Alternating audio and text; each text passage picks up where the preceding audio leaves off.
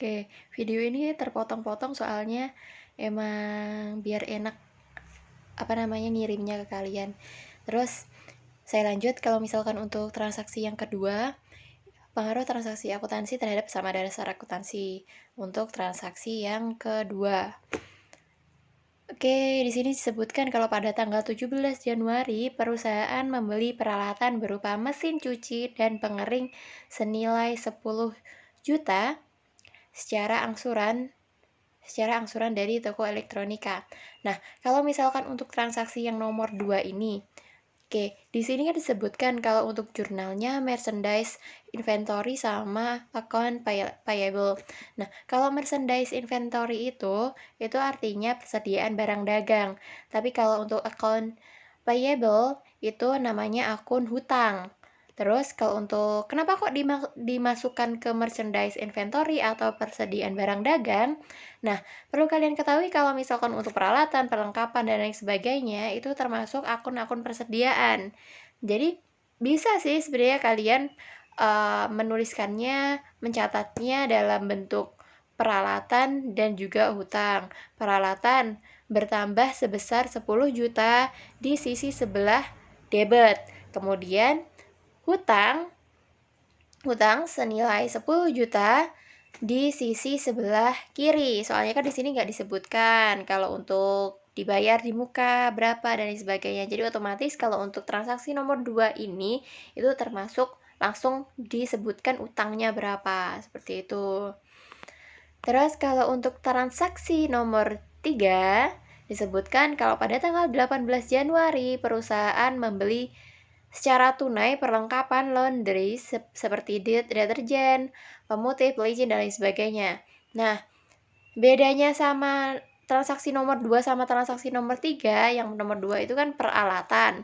Dimana kalau peralatan ini sendiri perlu kalian ingat-ingat kalau untuk jangka waktunya itu lebih lama daripada perlengkapan. Jadi, misalkan kalau peralatan tuh mesin, pokoknya yang barang-barang yang sekiranya tidak mudah habis, seperti itu. Terus kalau untuk perlengkapan itu dalam jangka waktu yang singkat, jadi mudah habis. Misalkan di sini sudah disebutkan deterjen kan mudah habis. Terus pemutih, pelicin, pewangi, itu kan juga mudah habis. Nah, itu termasuk dalam perlengkapan. Nah, baik peralatan maupun perlengkapan itu bisa termasuk sebagai akun-akun dalam persediaan barang dagangan yang dimiliki oleh suatu perusahaan, seperti itu. Dimana kalau untuk transaksi nomor 3 itu bisa dituliskan sebagai merchandise inventory dan juga cash. Dimana kalau untuk transaksi nomor 3 ini juga bisa dituliskan sebagai perlengkapan di sisi sebelah kiri sebagai akun debit sejumlah 2.500.000 dan juga di sisi sebelah kanan yakni akun kas sebesar 2.500.000 sebagai karena memang pembelian perlengkapan ini itu kan mengurangi kas, seperti itu. Kenapa kok yang di transaksi nomor 2 ini tidak disebutkan? Soalnya kan ini masih hutang. Itu kan disebutkan kalau secara angsuran dari toko elektronika. Seperti itu kan utang, berarti kita berhutang kepada toko lain, seperti itu. Nah, kalau untuk transaksi nomor 4 pada tanggal 25 Januari, perusahaan membayar hutang kepada toko elektronika sebesar 2.500.000 atas pembelian kredit tanggal 17 Januari. Oke, 17 Januari tadi berarti transaksi nomor 2. Di sini utangnya sudah mulai dibayar pada transaksi nomor 4. Jadi kalau misalkan udah mulai dibayar, kasnya otomatis berkurang. Kalau misalkan kas berkurang itu di sisi sebelah kanan, di sisi debit, di sisi kredit. Tapi kalau misalkan di sisi kreditnya akun apa? Akun hutang. Utangnya kan berkurang. Utang kalau misalkan berkurang kan di sisi sebelah kiri, di sisi debitnya, seperti itu.